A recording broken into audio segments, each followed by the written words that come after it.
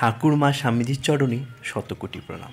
আজকে সকাল সকাল বেরিয়ে পড়লাম আমরা শ্রী রামকৃষ্ণ মিশন সোমসারের উদ্দেশ্যে। সেখানেই আজকে মা আর কাকিমার ফর্ম ফিল আপ হবে দীক্ষার জন্য। আর এই ফর্ম ফিল আপটাকে অনেকেই ব্যঙ্গরূপে প্রকাশ করে বলেন, ঠাকুরের দীক্ষা নেব তো পরীক্ষা কিসের?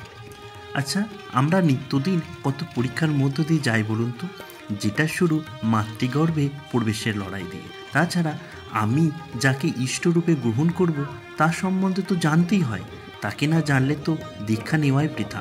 জোর করে তো কাউকে ইষ্টরূপে গ্রহণ করা যায় না। তাই আপনি ঠাকুর মা স্বামীজির সম্বন্ধে কতটা জানেন সেটাই শুধু জানতে চান মহারাজরা। ওনারাই তো আমাদের জীবনের পথপ্রদর্শক, তাই না? ঈশ্বর লাভের অনেক বিকল্প রয়েছে, কিন্তু সঠিক পথ কোনটা সেটা আপনাকেই সিদ্ধান্ত নিতে হবে।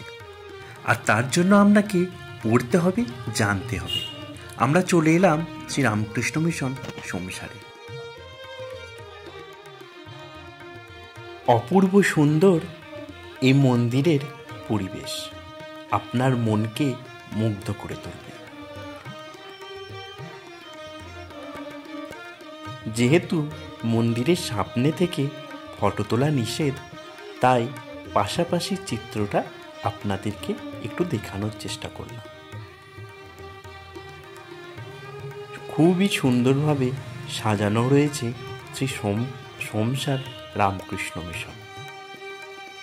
শ্রী শ্রী ঠাকুর রামকৃষ্ণদেব বলেছেন, মনুষ্য জন্মের মূল উদ্দেশ্য হল ঈশ্বর লাভ। তাই সঠিক পথ অনুসরণ করে আমাদের উচিত সেই ঈশ্বর লাভ করা। আগামী 28শে মার্চ এখানে দীক্ষা দেবেন কাশীপুর মঠের অধ্যক্ষ শ্রীমৎ স্বামী দিব্যানন্দ মহারাজ। সকল দীক্ষার্থীদের ঠাকুর মা স্বামীজি আশীর্বাদ করুক, এই প্রার্থনা করি। ভালো থাকবেন, সুস্থ থাকবেন।